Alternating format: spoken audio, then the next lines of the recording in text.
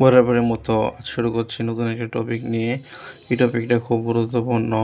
Class 6 থেকে একেবারে চাকরি পরীক্ষার জন্য এটা খুবই গুরুত্বপূর্ণ। এটা হলো সিভি। তোমরা জানো সিভি খুবই গুরুত্বপূর্ণ সকল চাকরি পরীক্ষার ক্ষেত্রে।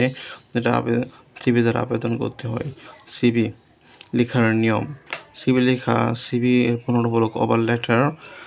তাই এটা যখন লিখবো তখন প্রথমে একটা তারিখ উল্লেখ করব।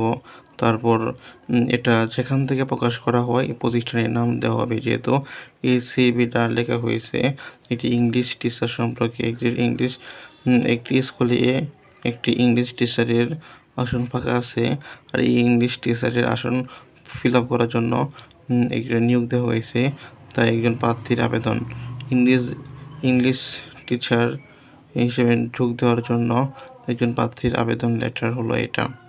তাই প্রথমে হেড টিচারের কাছে আবেদন করতে হবে। প্রথমে লিখতে হবে the headmaster. Jalalpur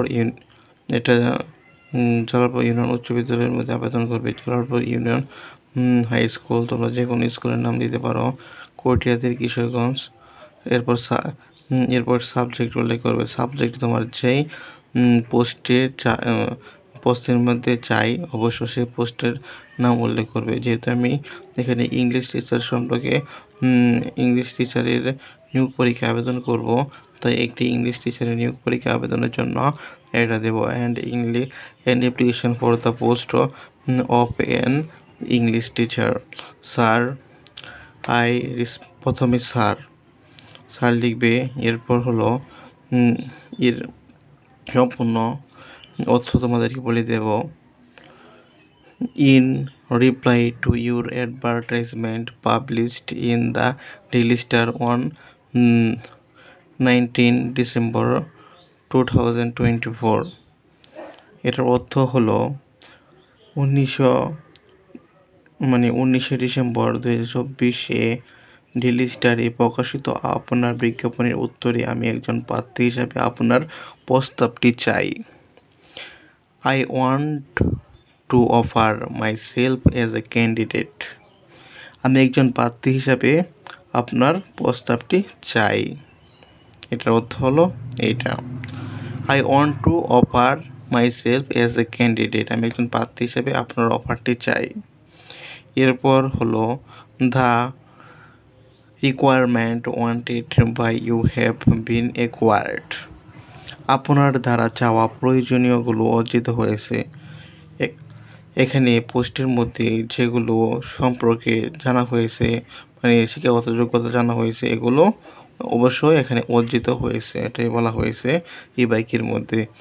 my photographs and all academic paper have been submitted with my CV. Photograph এবং সকল একাডেমিক পেপার আমার সিভির সাথে জমা দেওয়া হয়েছে।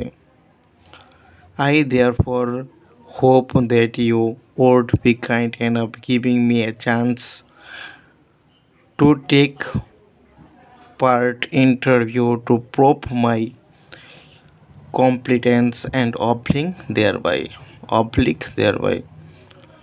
এখানে হবে I therefore hope that you would be kind enough giving me a chance to take part interview to prove my competence and thereby এর অর্থ হলো তাই আশা করি আপনি আমার যোগ্যতা এবং বাধ্যতা প্রমাণ করার জন্য আমাকে অংশগ্রহণ নেওয়ার সুযোগ দিয়ে যথেষ্ট সদয় হবেন।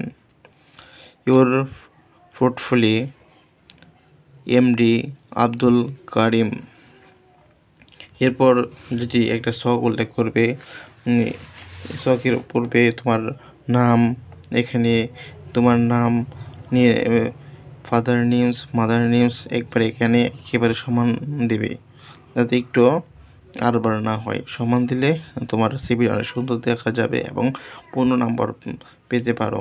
এরপর মাদার নেম, প্যারেন্টস অ্যাড্রেস, মানে প্রেজেন্ট অ্যাড্রেস দেবে। এরপর permanent address, date of birth, nationality, religion, blood group এগুলো উল্লেখ করবে। এরপর এডুকেশনাল কোয়ালিফিকেশান, তোমার শিক্ষাগত যোগ্যতা প্লাসিং ইয়ার এখানে প্লাসিংয়ের এমনভাবে উল্লেখ করবে যাতে যেমন এসএসসি পরীক্ষা থেকে ইন্টার পরীক্ষার দূরত্ব হলো ইন্টার পরীক্ষার মধ্যে ব্যবধান 2 বছর, আবার ইন্টার পরীক্ষা থেকে মাস্টার পরীক্ষার ব্যবধান 4 বছর, আবার ইন্টার পরীক্ষা থেকে অনার্স পরীক্ষার ব্যবধান হলো 4 বছর, আবার অনার্স পরীক্ষা থেকে মাস্টার পরীক্ষার ব্যবধান হলো 1 বছর। এভাবে ব্যবধান উল্লেখ করে এগুলো ফিল আপ করবে। তুমি কোন গ্রুপে পড়াশোনা করেছো, নেম অফ এক্সাম, তুমি কোন এক্সাম দিয়েছো, বোর্ড ইউনিভার্সিটিগুলো এখানে উল্লেখ করবে, তোমার জিপিএগুলো উল্লেখ করবে। অবশ্যই এটা ভিডিও পজ করে এগুলো লিখে নিবে এবং আশা করি তোমার এটি অনেক উপকার হবে। তো এই